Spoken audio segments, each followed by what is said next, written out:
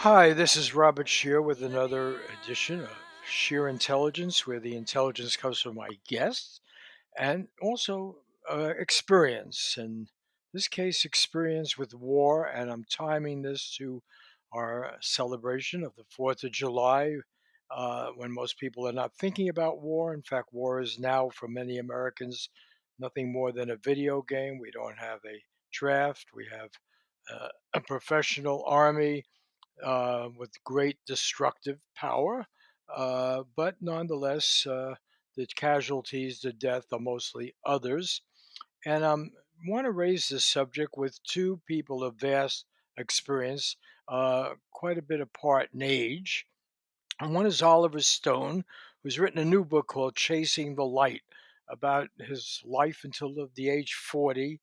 And the subtitle is Writing, Directing, and Surviving Platoon, Midnight Express, Scarface, Salvador, and the movie game. And the movie game is something that Oliver did a lot to change, and he got the movie industry to deal with war not as a great action video and which nobody you care about dies, but reality. And Platoon saw Oliver get the Academy Award, one of the three he's won, for his accounting of his own experience in Vietnam, where he was wounded, and was part of a trilogy. The other guest is Danny Sjursen, who's 36 years old, Major Danny Sjursen, and he spent the last 18 years as an active duty soldier. He went to West Point. He also has taught at West Point. He's quite a historian and writer, and is publishing now his second book on patriotism called Patriotic Descent. He's got a work of history coming out, and he's written a book called Ghost Riders of Baghdad about the surge of Baghdad, and he's been fighting America's wars in forever wars in Iraq and Afghanistan.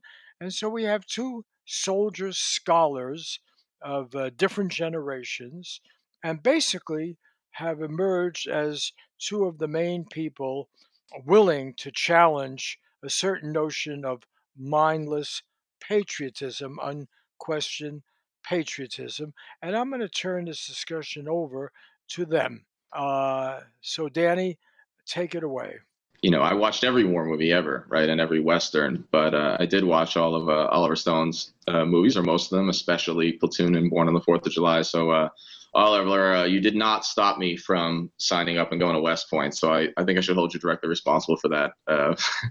And, obviously I'm fooling around. I was young and had a very different view of what I was looking for in those movies. But Oliver, if you're okay with it, I mean, I'm going to kind of touch on what Bob brought up and just give a little bit of concept and scope before we jump into the first questions. And, we had an opportunity to talk briefly last week. But overall, what I'd like to do, with your permission, and we'll see where it goes, is three things, in the concept and scope, which is first to cover some, aspects, themes, and vignettes in the book, specifically the ones that struck me. And it really is an excellent book. I say that quite honestly.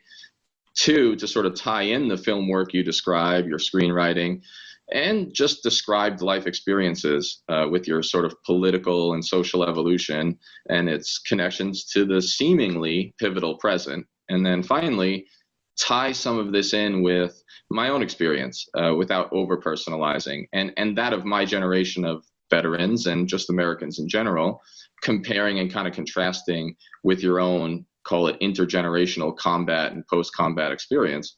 Wherein the book that Bob mentioned that I wrote, which has really informed much of my work, and I think, dare I say, much of yours, the emphasis on the cultural depictions of and sort of the personal and popular conceptions of patriotism in all its complexity, and of course all too often paltry patriotism, dare I say. So throughout, of course, we can be flexible and go places you want to, wherever you want to emphasize, and then build on what's organic or piques our joint interest. How does that sound? Sounds ambitious for an hour. I don't do it, but well, we'll. I should have mentioned that you were an instructor at West Point in addition to having been a student. So you have the habits of scholarship uh, and so take it from there. But you've also been an activist, I should have mentioned, and just a few days ago, you were one of the people that Donald Trump condemned in Tulsa, Oklahoma, for being so threatening when you tried to change the American flag. So you might discuss that also in this context. Mentioned you by name? No. I was just one of the many. I think he said low lives was how he described us, which I was actually proud to be if he said it. No, I was just part of a direct action with a group of anti-war vets working with some Black and Indigenous Oklahomans. So, yeah, we just got tossed out and a few folks got arrested, but just kind of part of the movement, in the broad sense. Did you ever see the movie I made called Nixon? Oh, yes. Yeah. And I know that Bob and Chris were involved as well. Bob and Chris were involved. But just because Nixon used the same terminology to describe the protesters, he called them bums and lowlifes, and we had a scene in the film like that. So it's interesting that tradition of attacking the protesters. Yeah, absolutely. And even as I was reading your work and just history in general, it seems that there's always a connection between the foreign enemy and the domestic enemy. So if you're anti-Vietnam War, you're a communist, or if you're a Black nationalist, you're a communist, and then you're a terrorist. And so now we're Antifa or domestic terrorists, or just like Nixon would say, and now Trump, low lives or bums or folks who don't have a job. This theme is obviously threading throughout, but so let me start with this, if you don't mind. Bob mentioned that I'd followed your work previously, and that we both volunteered, albeit I was on the officer side, which I thought you pretty accurately described as only tangentially in your world, in many ways, when you were a foot soldier, enlisted at the lower end of the platoon. But I first watched Platoon with an uncle who no longer speaks to me, based on politics, former cop and fireman, when we lived together in Staten Island in 1989. So I was 6. I was born just a year before your son, Sean, I believe. At the time, it was a war movie to me, obviously. And then even the first 4 or 5 times after that I watched it, it was more about the action, and I did enjoy some of the character development, but I saw what I wanted to see in many ways. So it was the combat scenes and the gore and, just that aspect of it, which tends to dominate in most other folks' Vietnam War films, but not yours. Other connections vaguely, or, I was a New Yorker too, but of course in class and experience and culture, I was probably vaguely wedged between yourself and Ron Kovic, who I've gotten to know and speak on the stage with. And I was also a volunteer for war who probably had other opportunities and expectations, but of course was an officer, although choosing, the light cav and all that, even when I could have been intel. So like you choosing the infantry. But I think the key concept here is that my experiences in self-education, which really is throughout this book for you, seem to gradually and then quickly and then gradually lead to a path of descent, sure, but also a public and personal sort of disavowal of conventional patriotism and masculinity. So, in the end, Platoon stayed with me, and when I came back to it, it remained sort of a touchstone in my life. And then, of course, I broadened to your other work in later years. It kind of spoke to me differently at different points.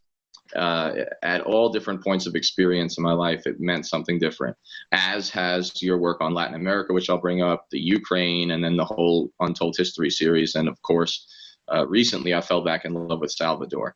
So I have plenty of more linear and standard sequential questions, but, forgive my amateur narrative arc tool, but I like to kind of come in sort of strong and deep in the story to start. But toward the end of the book, you said, at the height of your success and the buzz around Platoon, you discussed kind of your complicated feelings about that popular rise and its connections between your public and private life. So soon after describing this dream in which your father appeared to you, you said it, gave you chills and guilt. And you wrote that, quote, "Inside me was the demon, waiting to go back out to sea, hating this hoopla of meeting people, selling them, justifying myself." And it really jumped out at me. So And it almost reminded me of Kerouac describing Dean Moriarty in On the Road. The only people for me are the mad ones. So my first question, Oliver, is would you say that this demon self, this outsider or misunderstood feeling or yearning for the sea or the jungle, did it reflect in your films and your own life? And has it been a net positive in your work or relationships in general? Yeah, I think that's a very deep question. It is a net positive. And as you can see throughout the life has been the taking of risks. Very important. And I didn't see it until I wrote the book that there was a pattern of risk taking. As for example, my parents were divorced, and that was the end of my family life. That was at the age of 16. That was just over. We were a tightly knit 3-person family, which ended in acrimony. So I was on my own, in a sense, like an orphan. And I went to Vietnam for the first time as a teacher and as a merchant sailor and traveler and so forth. And my eyes were open to the East in a way that never happened before. I went more from a Western way of thinking into beginning to introduce myself to an Eastern way of thinking.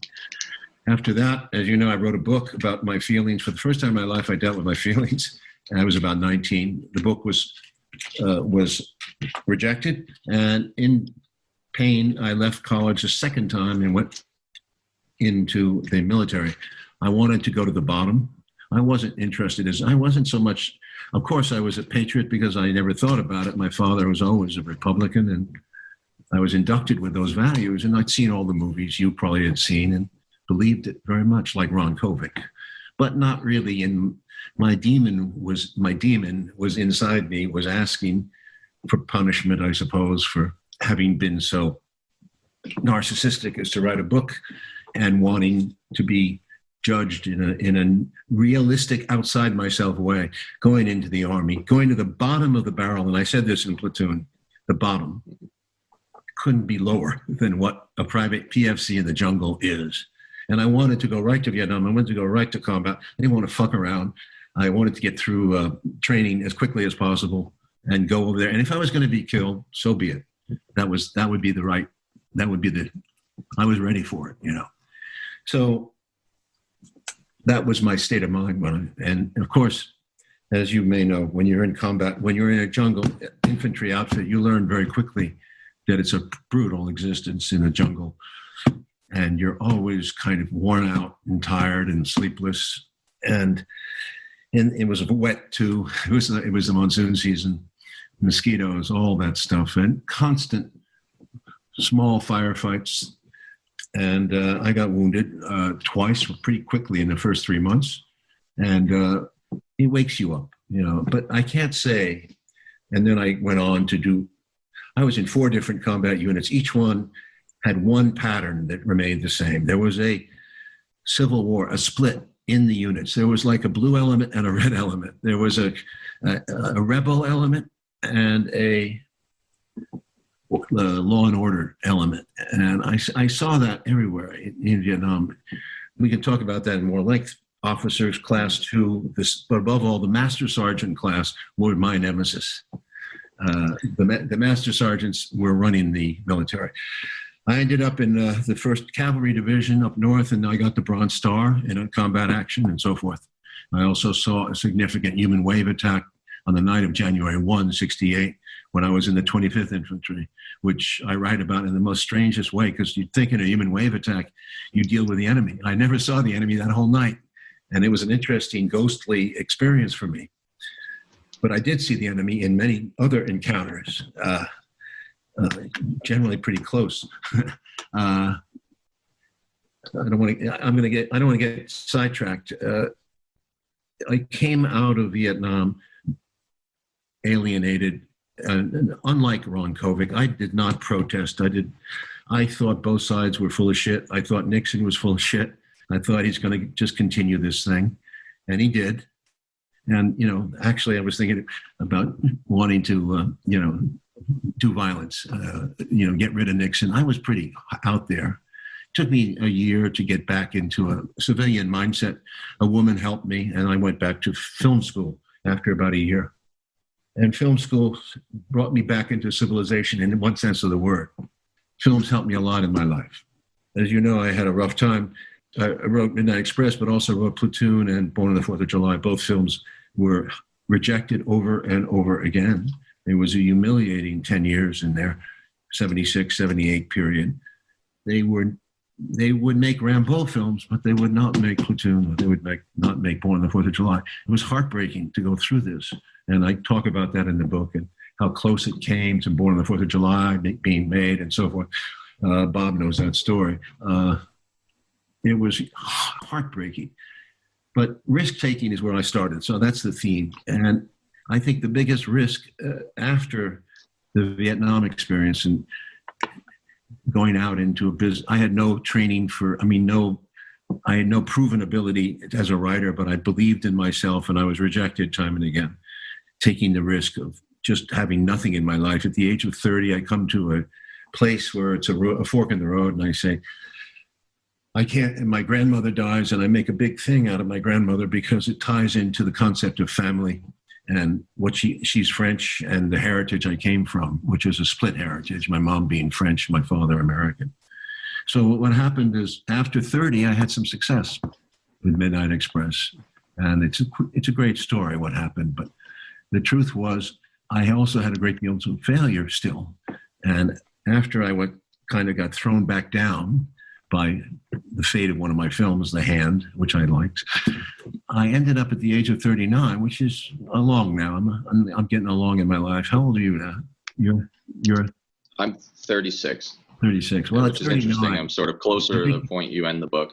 I think you know the kind of risk I took at 39. At 39, I took the limited amount of money I had, and I said, I'm going to make this crazy movie with this crazy Irish journalist I love, Richard Boyle, about Salvador, the Salvadoran Civil War of 1980. I went for it whole hog. And I was so crazy and so desperate that I wanted to make it for as little as $300,000, $400,000, $500,000, whatever it took. And Richard and I went down to Salvador because he had contacts there. And his plan, Richard's crazy plan, was to con the Salvadoran military at the highest level into supporting our plan and giving us the choppers, the helicopters we needed to make the Salvadoran military look great in wiping out the rebel element in Salvador, the FMLN at that point. It was amazing that we thought like this. We thought we could get away with it. And then we thought after that, they'll give us everything we need for 50 grand, 100 grand. And then we'll move up to Mexico and we'll shoot the rebel side of the thing in Mexico. It was destined to be a disaster that way. But I was willing to sink my last dollar, my mortgage, everything I had into this movie.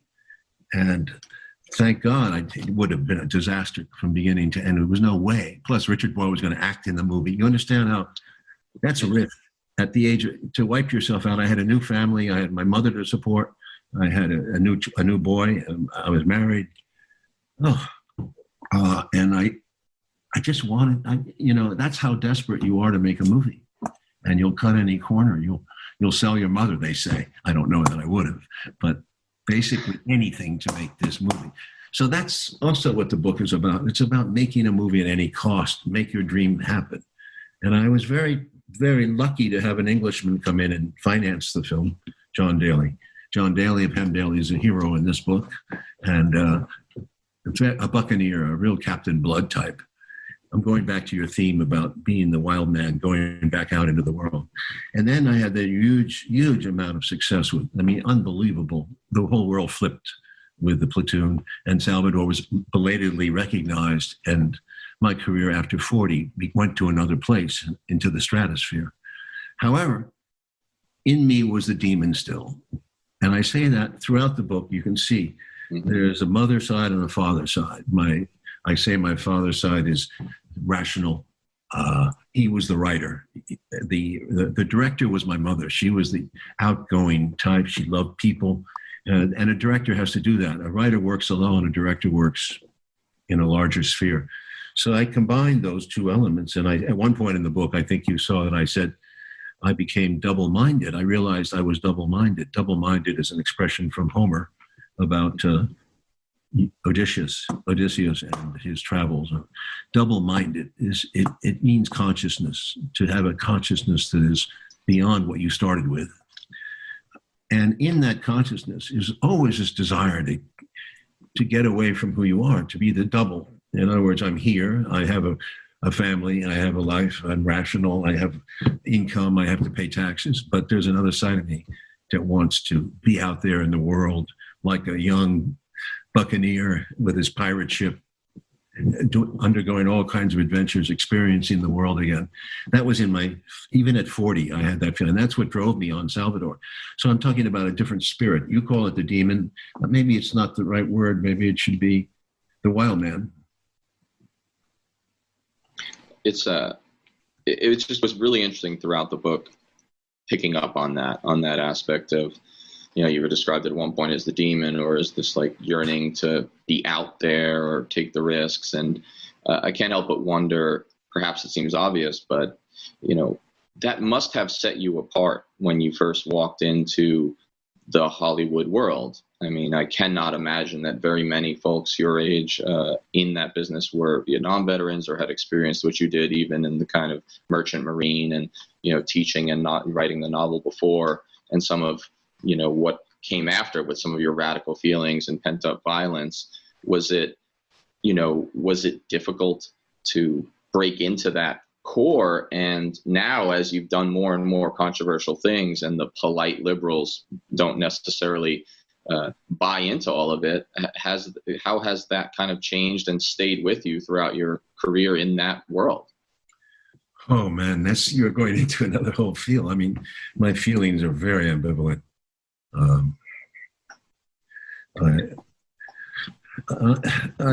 don't know that I can answer the question in full, because you're asking about a whole subset of people.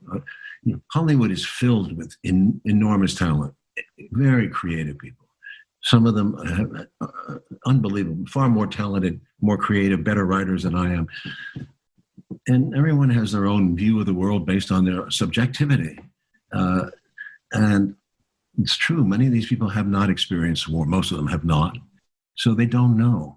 So when they call themselves liberal and they say, we got to go beat up Venezuela, or we got to go beat up Iran, it's incredible to me how stupid they are and short-sighted.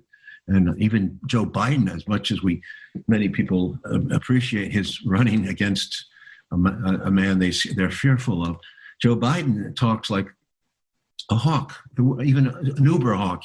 He's to the right of Mr. Trump when he talks about Russia, or he talks about China, or even China, and Iran and Venezuela and North Korea. Oh yeah, North Korea. Let's not forget that. So it's another world, and that it's evident in Hollywood that that's going on, and I don't belong here, and I never felt like I was an insider. I always, believe it or not, even with 3 Oscars, I never felt one of them. And I've always kind of had an outsider status, I suppose, which is okay with me because, as you know, I'm a writer too, and I can live in my head. I don't have to have the necessary approval of this bourgeois audience, of this bourgeois class that I'm in. It's just the way it is. I long ago realized that I was one of those people who was going to be a pirate in his life. And frankly, I can't complain. I don't have the same energy as I did when I was younger, but I have to live with myself. And that's one of the good things about writing this book, by the way. I mean, I just got a hard copy today. Oh, wow. Great. Can you believe it? Yeah, just today. First copy. I love that cover choice. A real book, Bob. You know what I'm talking about. A book. It's a great feeling. It's the best feeling. Yeah, you know it too. So anyway, and I'm on the cover. Can you believe it? They chose that. Yeah, you're the guy on that cover. Yeah. When I was better looking. No, come on. Danny, that registers with you, doesn't it? Actually, it's not too much difference. Does. It's about 50 years, right? 50 years. Yeah, about 50 years ago. What do you think? 50 years later? Not bad.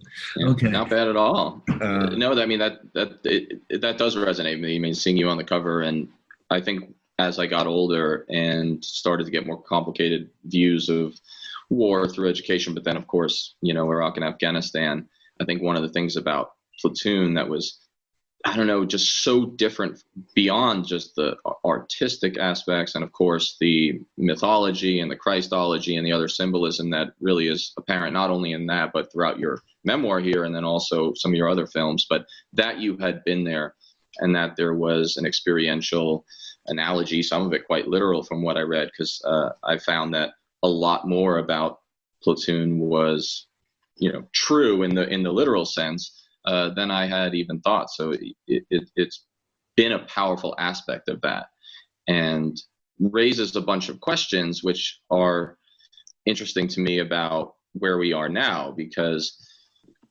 something profound has changed, and it's the elimination of the draft. I mean, one of the great cynical Nixon moves, and I've read a lot of the declassified documents surrounding it, but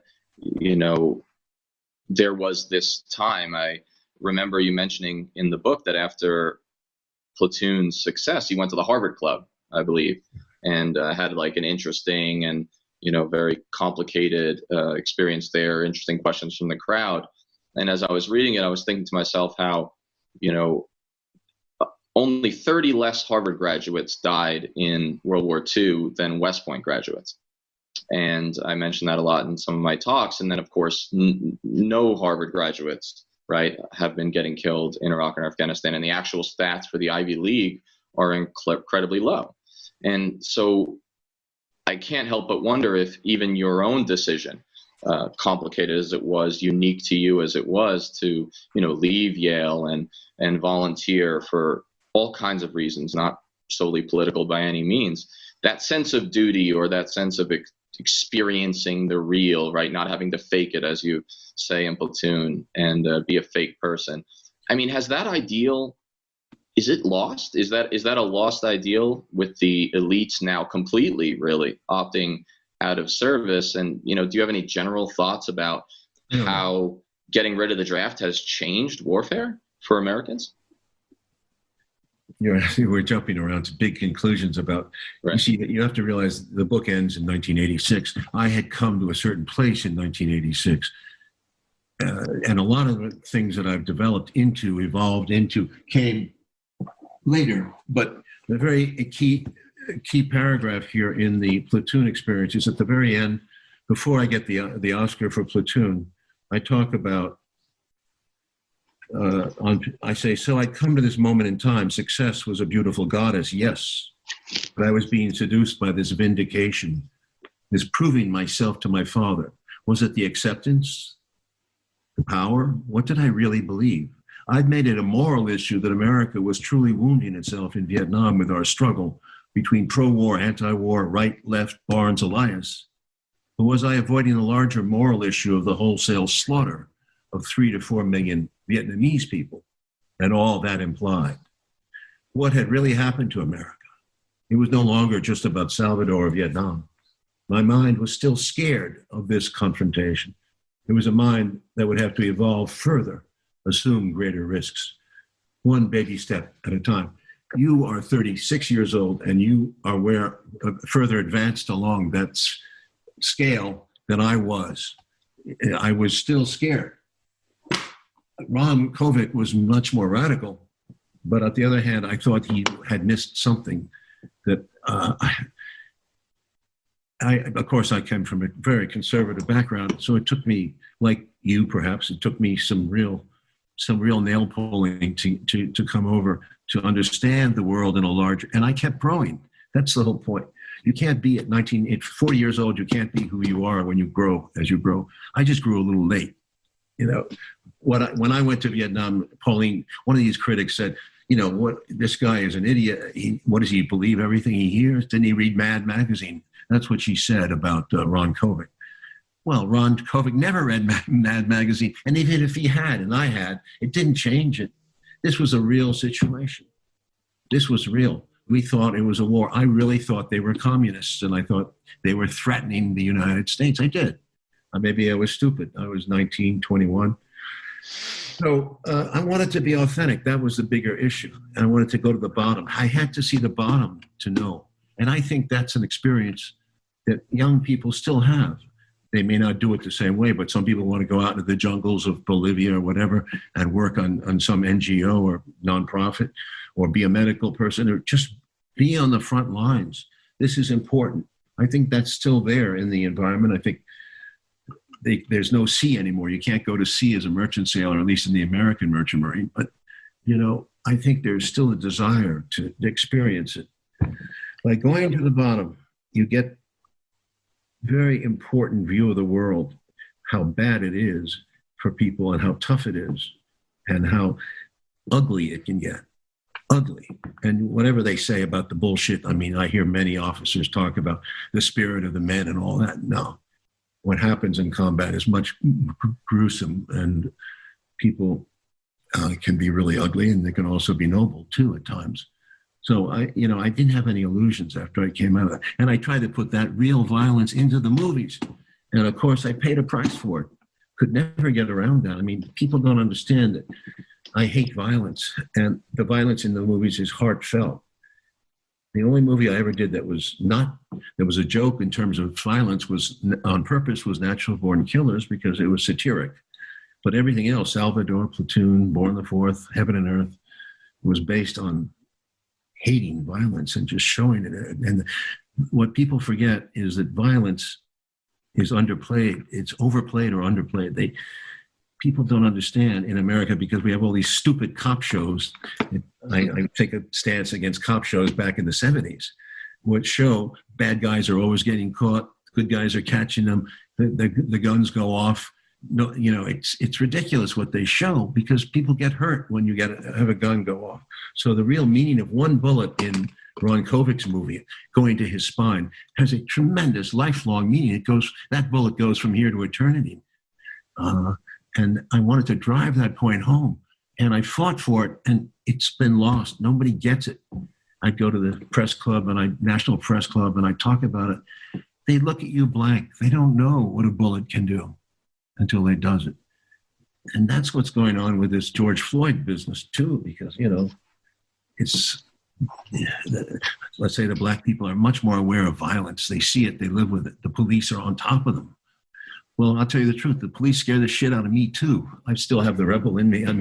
When I'm driving around, I've been arrested a few times, but, it's horrible to get a bust. The cops talk to you. They took this guy in Atlanta. They talked to him for 30 minutes or something, and then it turned into a shooting. That's the way they do. They talk to you until they unnerve you. They scare you. These people live with it. They know what they're talking about. And I learned a lot about this when I went to Vietnam. This is a side story. I talk about it in the book, how important black soldiers were to me. It's my first experience with black soldiers. I had no experience of it except here and there, but I was scared of them, because that's what I was taught to be. So their attitude, they were hostile. And in Vietnam, it was a whole different ballgame, because everybody was tough. It was just a tough, mean existence in the platoon. We talk about officers later, but there was a group of black men in each of these platoons. And finally, towards the end of my tour, the last 6 months, I really started to mingle with them, smoke dope with them, listen to their music, talk to them, and go to their hooches when we were in the rear and were relaxing. And I tried to show some of that in platoon. I think it's important. But from those men, I learned to keep a hold of something inside myself that I was losing touch with. I was becoming tougher, more callous, much more callous. And you see it in many troops over there. You saw it constant. There was not only racism, but there was just callousness to the Vietnamese, the indifference to killing civilians, to hurting people, to destroying their homes. It was evident. It was in the Agent Orange. They dropped all over the jungles. It was the constant overflights, the bombings. We're just blowing up people. That attitude of wasting the place was prevalent, and I was living in it every day. I needed a release. I needed refuge from that. And in those hooches with those men, I found it. And I tried to pay homage to it. His best friends in the movie are black soldiers. And of course, there were some black soldiers who hated the white, who were just racist too. And they didn't want to deal with a white guy. I didn't know those. They avoided me. I avoided them. But and there are some rotten apples in both. No matter what race you are, there are rotten apples. We know that. We don't have to talk about that. But anyway, that really makes that has a huge role to play in later developments of my life. Time for a break, and we'll be back in a few minutes. Thank you for listening to this KCRW podcast. In case you don't know us, KCRW is public radio in Los Angeles, bringing the best of NPR to Southern California. We're also known for our own brand of bold and innovative programming, evocative storytelling, taste-making music, and audio documentaries that are little movies for your ears. You can join our community to support this show and others, or make a one-time donation just to say thank you. Find out more at kcrw.com/join. Minutes. We're back with Sheer Intelligence and our guest. Can I just ask you a question, both Danny and Oliver? At the core of this and this notion of patriotism that Danny challenges in his book is a notion of American innocence, virtue, and a contempt really for the other. When you went to Vietnam or earlier, we were 6% of the world's population. Now we're about 4%. We've had a tremendous footprint on the world. When you did it was in the name of stopping an enemy, communism, which we didn't understand. It was gibberish and it was cynical. Danny has been fighting this enemy of terrorism. But he still has to go into those villages. They look different. They're arid and so forth. So Danny, you've been through a hell of an experience here that parallels Oliver's. And even though he says, well, you're an officer, you were out there. So why don't you talk about it have a little meeting of minds here about the enemy? Well, sure. I mean, I try to be humble in these situations because I didn't much like officers myself. And I clearly was one, and a West Pointer at that, which carries its own connotations and stereotypes, some of which are true, and there's a lot of sociopaths in their ranks. But, I think some of it was contrived, but I made it a real effort to believe. I think I started to believe that I was more like my soldiers than the other officers, and some of that was fantasy because I thought, from a class perspective, I had more in common with them. I had a very skeptical view even early on.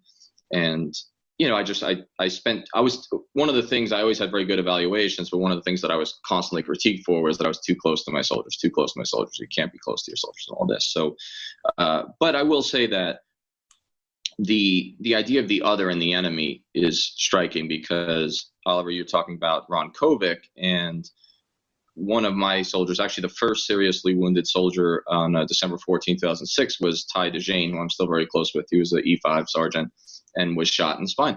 And he is also wheelchair ridden. And we visit each other a few times a year, and it's a mess and all that, of course, involving, the usual partying and stuff. And, so that was affecting to me because every time I see him, and that was now 14 years ago, it's very real. And so I don't need to tell you about that, but I think we share that notion of this is not the movies. And if it is the movies, in your case, and when you choose to present it, it seems that you do have this authenticity relationship and your refusal to sort of sanctify or, play it down in any way. And then finally, and this will bring me to, I'll let you weigh into Bob's question, but this will also bring me to something I want to talk about regarding Salvador and also your trilogy is, and I know you saw this too, in Iraq, we walked into a civil war. Well, we created a civil war, and then we picked up the pieces. Literally every morning we would pick up the bodies left, tortured and murdered or sometimes beheaded in the soccer fields, and we would count them. And, in many ways, that's what turned me against the war more than losing my own soldiers. And so when we talk about exceptionalism, when we talk about the way Americans view it, whether it's through their cultural touchstones like film and the Rambo movies and these terrible movies that are made post 9/11 about combat, it strikes me that perhaps your dedication to showing reality, to showing the brutality, is often misunderstood by the Pauline Kaels of the world or any of the other critics that you mentioned throughout.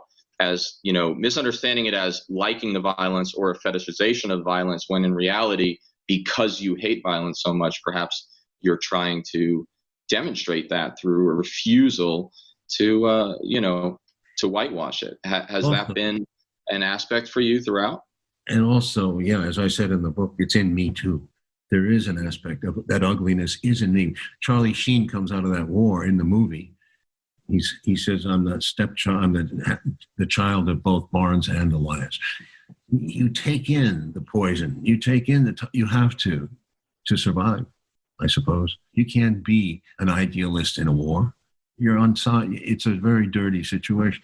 So I came home a darker strain of myself, and I saw it in myself. And so when I did these movies, and I let it out, show it, man. Show it in all its ferocity, and let them fucking realize. That was what misunderstood. And thank you for saying that. That's been constant in my fucking life. It's constant. The last really violent film I did was Savages, but which I tried to make as fucking ugly as possible. But before that was World Trade Center, which is interesting because it's violence that is natural as for an accident. You see the whole cave in, you see two men trying to survive. These are real men based on real stories. We tried to really stick to the details and their family life and how they were affected by the men in the hole for that amount of time. I think it was 36 hours or something. The violence in that movie is very real. It's close to death. And I mean, the film did very well, but it was misunderstood. And it became what about Oliver Stone is suddenly backing the government point of view or something. It's crap. It wasn't about that. It was about men surviving under most difficult conditions. I'm sorry, I went into another thing. Violence is important to show, very important. And part of the problem that this Black Lives people are having is that people don't realize what it's like when a cop pushes you around and bullies you and scares the shit out of you. Even when you see him, you don't have, you just don't want to talk to a cop because even if it starts under the best of circumstances that we just saw in Atlanta, it can end on the worst because he has control. He has the gun. And if you fucking start to slip up after 10 minutes of conversation, he'll be on your case, man. These guys are bloodhounds. That's what's scary. These guys are overtrained to kill. They're warriors. They're trained to be us against them. And that's what's wrong about this thing. And that comes from military thinking. Can I just interrupt for 1 second, guys, because you're both historians in your filmmaking and your books and so forth. And there's, again, a conceit here that this is the city on the hill. This is the great experiment. America, we don't do evil things. We make mistakes, okay? And the reality is this war that your movies are about, Vietnam, had no rhyme or reason, no moral purpose. You can't even defend it as a good economic thing. It was rank stupidity. The same with Danny's wars. What the hell were we doing in Afghanistan, Iraq? It was mindless. It was stupid like this, now he's our hero because he attacks Trump. But then he said, no, we'll win and we should fight Korea and we should fight everything, right? I mean, the heroes now on MSNBC or everything are the same. Let me make another point about Biden because I think it's interesting. To me, please. Bob wants to talk in the big picture. I'm talking about dramatics. It is so dramatic. This is you ever heard of Greek tragedy? Here's a father. This guy Biden is in such denial of himself, as is Trump. I mean, his son, you probably know the story, Danny. Of course. He's in Iraq, and he happens to be an officer and all that, and his work is around a waste pit, they call them, right? Where burn pits. Burn all that. What? Burn pits. They just call them, yeah. What do they call them? They call them burn pits, yeah. There's a lot of lawsuits. All this shit, right? They burn the rubber. They burn everything. Mm-hmm. Batteries, yeah. Very carcinogenic. I mean, there's chemicals in there. And guess what? The war ends. The kid develops brain cancer. He's a young, healthy man. Brain cancer.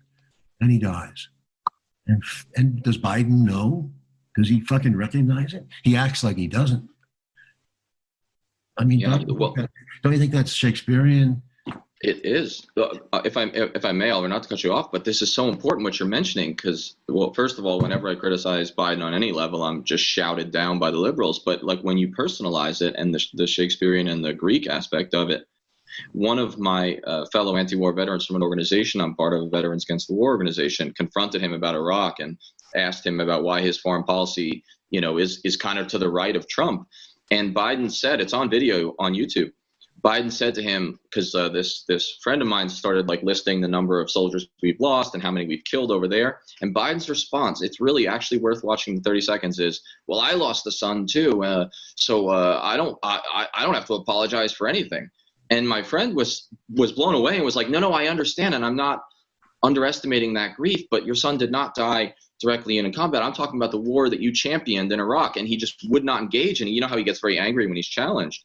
And it was very striking. It was unbelievable. He went straight to his son, but without understanding what you brought up, of course, which is that the burn pit and all that may have had serious effects. I don't think, I think it is. I mean, right. You don't die of brain cancer at a young age.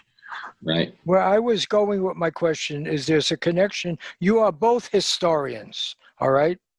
You're not, Oliver, as familiar with Danny's work as I am, because he wrote 36 chapter history going back to pre-colonial, the Native American wars and so forth in the United States. And he's really quite expert on this and taught this. He taught history at West Point. Okay.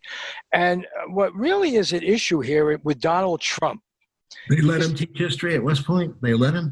They let me, but luckily they didn't come in my classroom more than once a semester. They gave me a teaching award, Oliver, but if they could have seen what was in my classes, I'm sorry about it, but it was shocking what I taught. Anyway, yeah, but your superior, a colonel who I have had also speak in my class, supported you. And as I was lucky. Pointed out at West Point, there is good teaching and a high standard. Okay, but I want to get to what your history is all about, and it's very similar to what Oliver has been pursuing, which is not the loss of American innocence, but challenging the notion that we were ever such a special people, such a special experiment. And we use that as cover for really awful. We're not the only people who have committed awful acts, and some have committed much worse acts. But there is a persistent notion of American innocence that is really corrosive, and it allows us to do anything we want. We have totally messed up the Mideast that you were involved with, and there's no accountability. And your history book and your patriotism book really are a questioning of why there is no accountability, just as Oliver's movies were. Well, definitely. And in fact, Oliver's Untold History, which I first watched pretty early on when it came out, is not dissimilar in a way. I mean, the scope is, temporally a little shorter, but it's not dissimilar to the project, and I think both probably pulled to some degree from Howard Zinn and things like that. But that I think this does connect also to what Oliver was talking about, involving Black Lives Matter and the cops and the experience of violence in the streets that's more familiar to the Black community.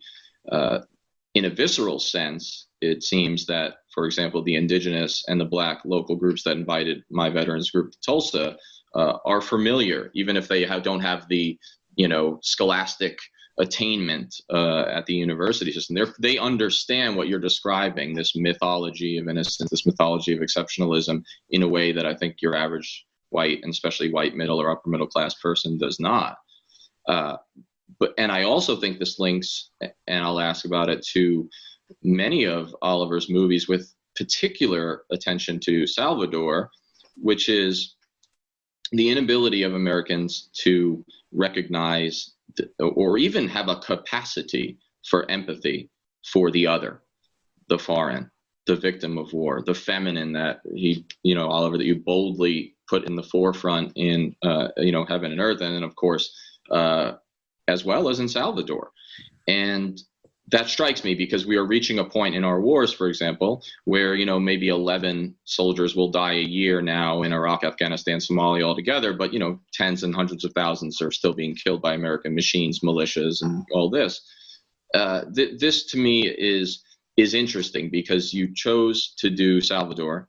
And as you mentioned, you mortgaged basically your entire financial life to do it, right? And took this risk in the interest of what, at least what I saw, and correct me if I'm wrong, was a commitment to demonstrating the effects of decisions made in distant capitals, including Washington, to humanize the victims of these wars and these systems, and to not shy away from showing the dark side, whether it's a nun being raped or a soldier's face being blown off, and all the criticism you receive for that.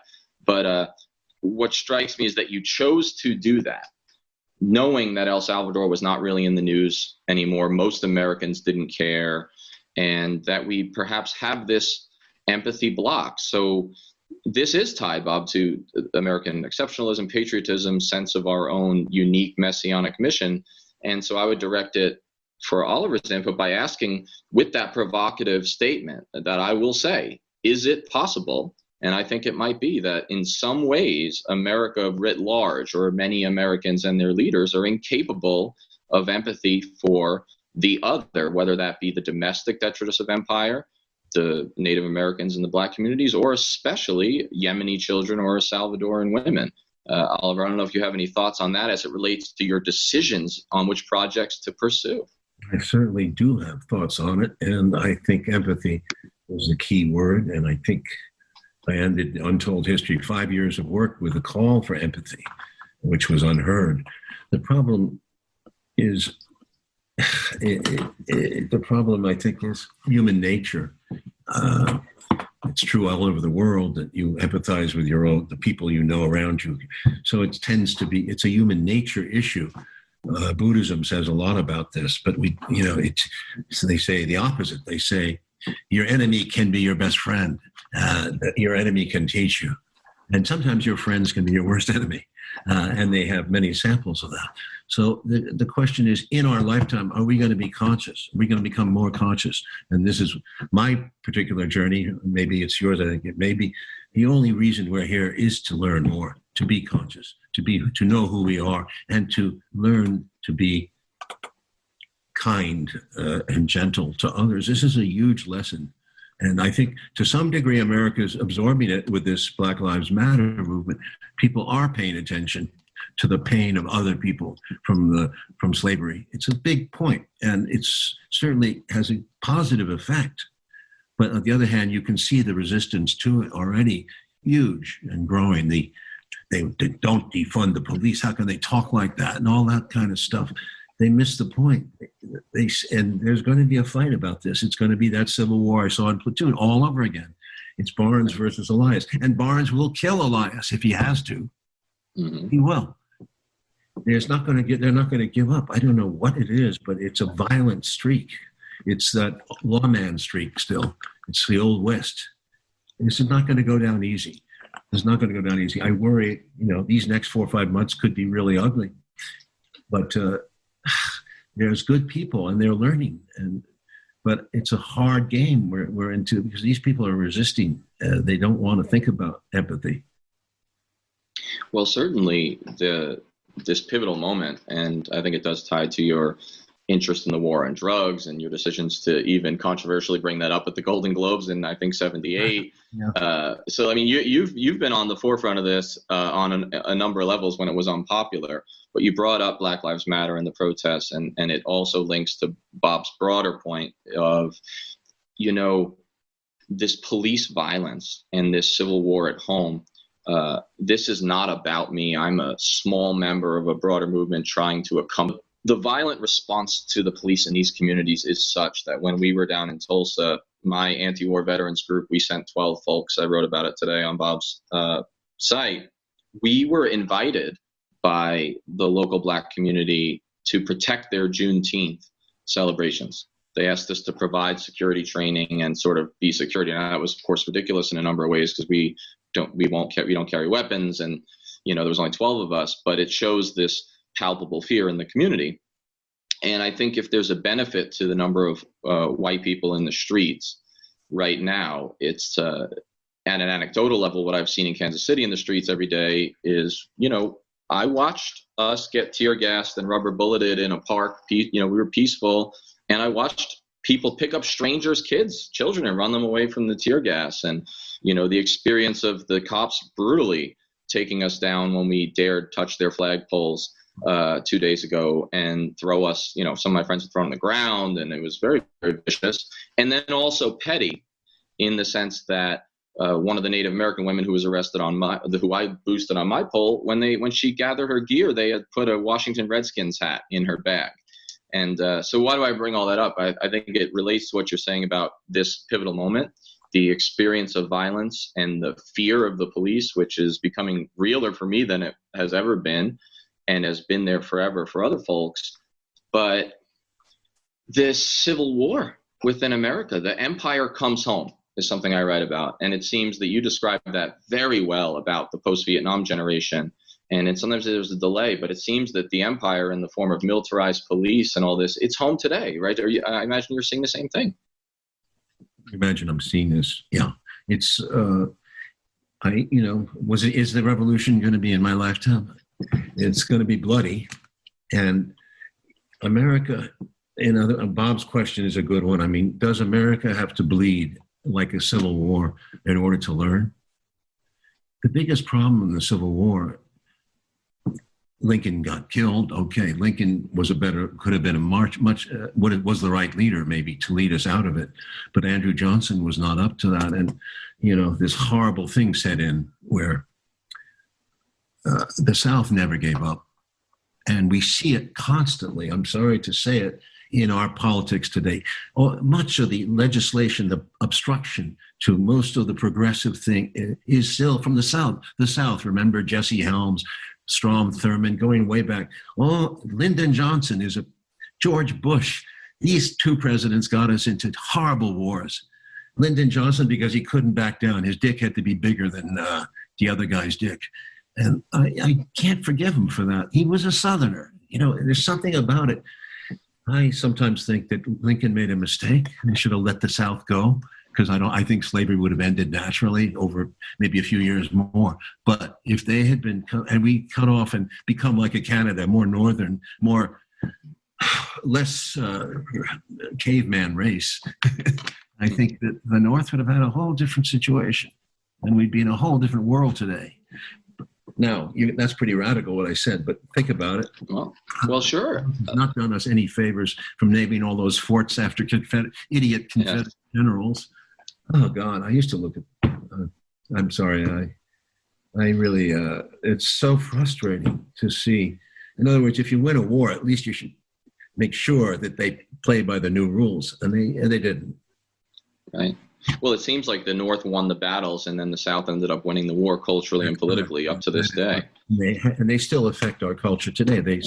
They've killed off so much good legislation, and also have created wars. Yeah, and if you look throughout American history, even before the Civil War, every single American expansionist war found most of its support in the South. Yeah. And today, when we get rid of the draft, the military, the all volunteer, right, volunteer in quotes, military is more skewed towards Southern and rural than it has ever been.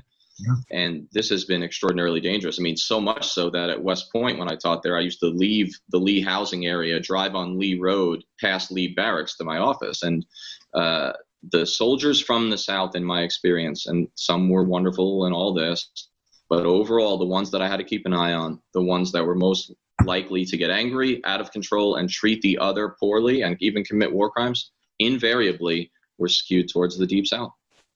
I know. I agree with you. That's the problem. Bob, what do you have to say? Well, I just want to sort of tie this all up because, and it's trite to say the more things change, the more they are the same. But that's the value of history, to see what are the patterns. And I can't get over this statistic. We are the 4% or whatever, 4.5%. We are so important to the human experience, whether for better or worse. I mean, it just wipes out all the oxygen and the planet, what America does. And so now, I want to end this with a consideration of what Trump represents, because this is the caricature that lets everyone else off the hook. He's ill-mannered, he's crude, he lets us in on how grotesque it is. But what he's letting us in on was already the norm. It was just being concealed.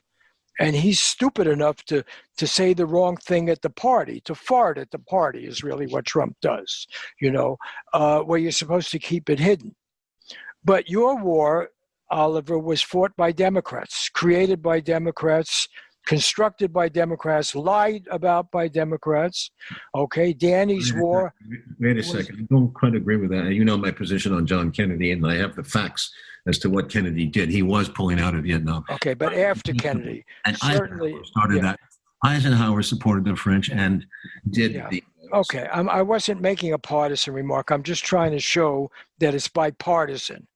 And you're absolutely right. Now, Danny's wars were fought, created by moderate Republicans. It wasn't Donald Trump.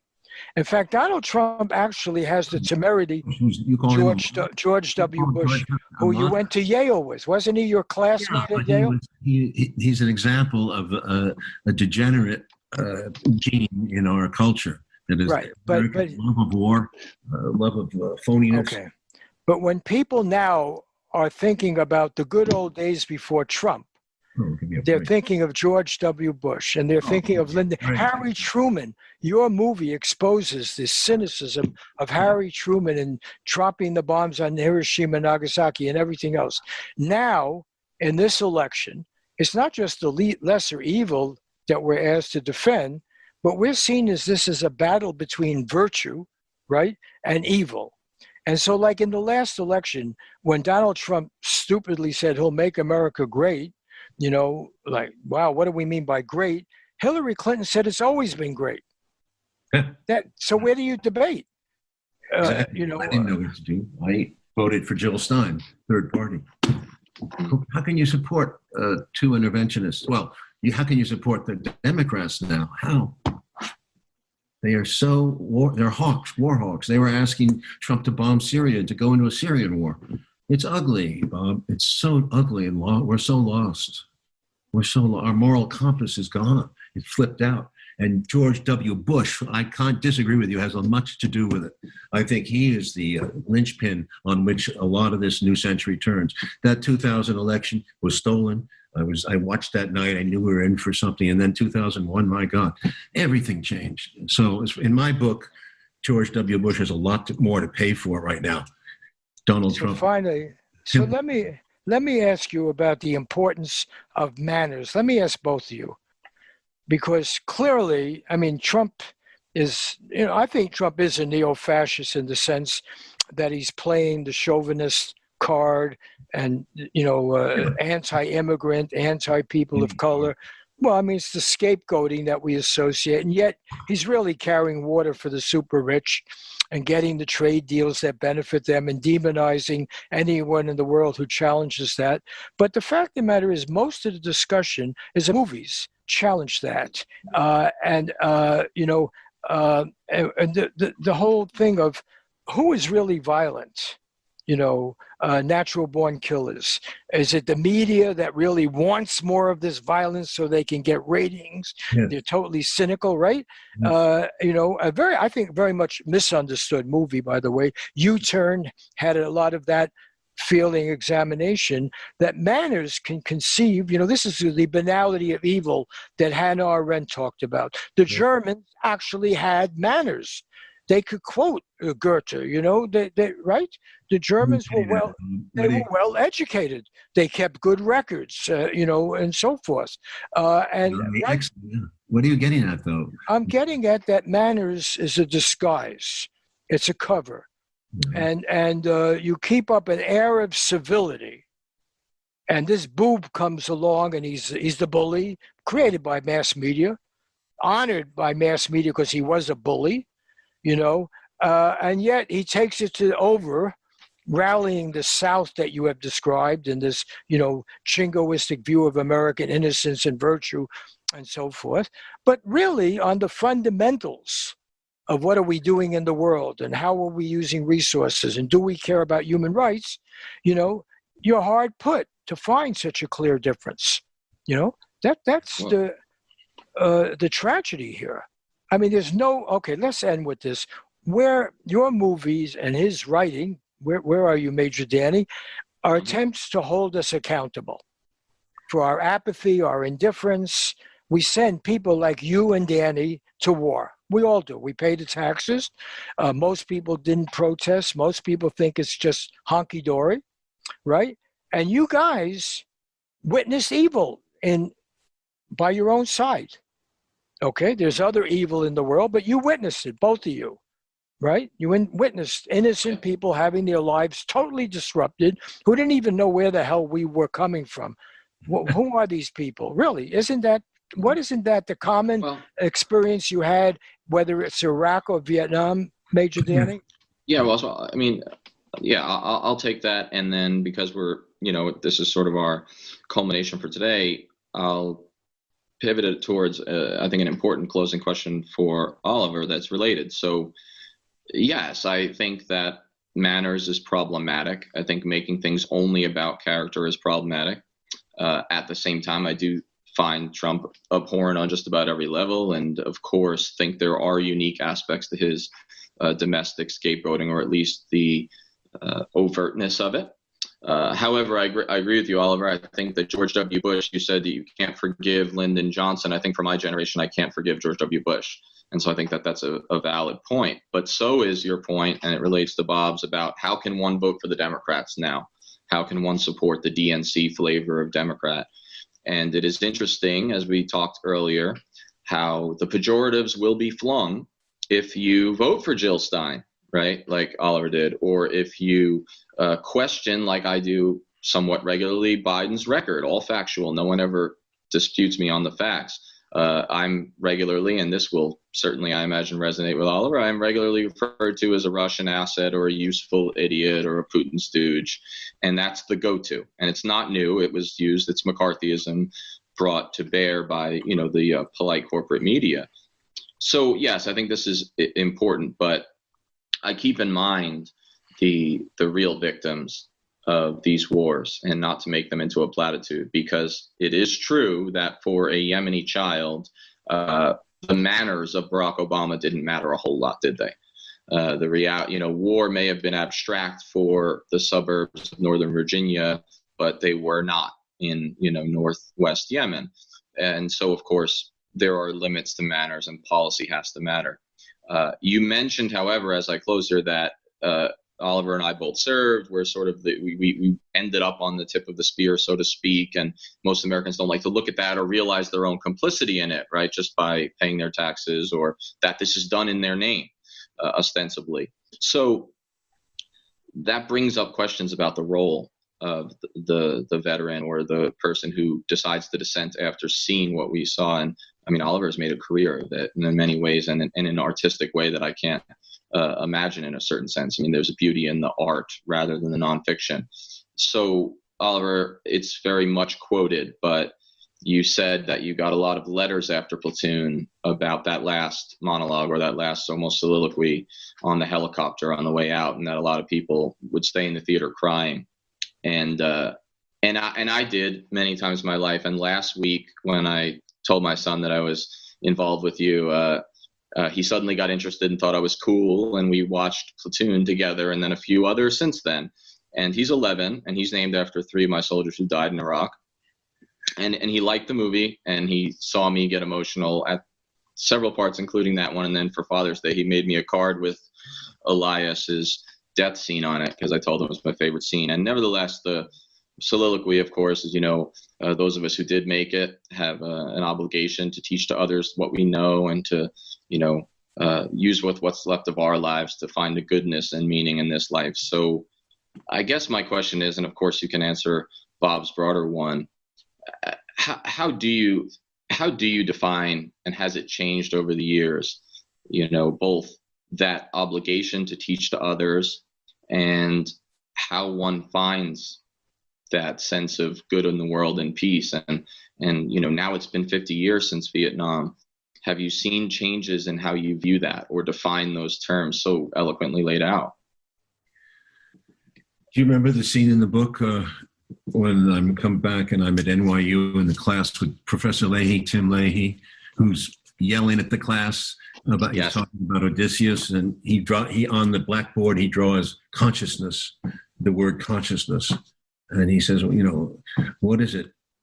What is the difference? Why does Odysseus survive and why does his crew not? Why is he the only one who comes back?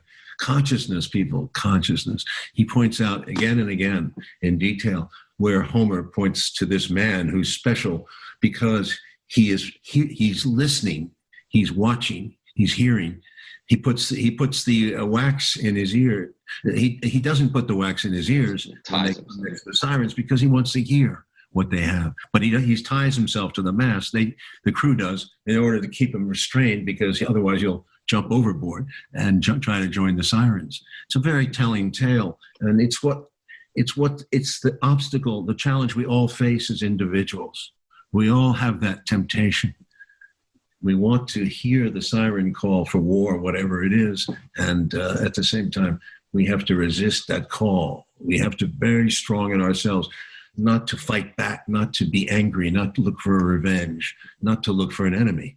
It's very important, and I think without it, there's no restraint on the human animal in us. So the goodness and meaning to me is very much about consciousness. It's about getting your consciousness to find. That is the meaning of life, in my mind. Well, on that note, and for this session, maybe we'll have other sessions and follow this if you guys are willing.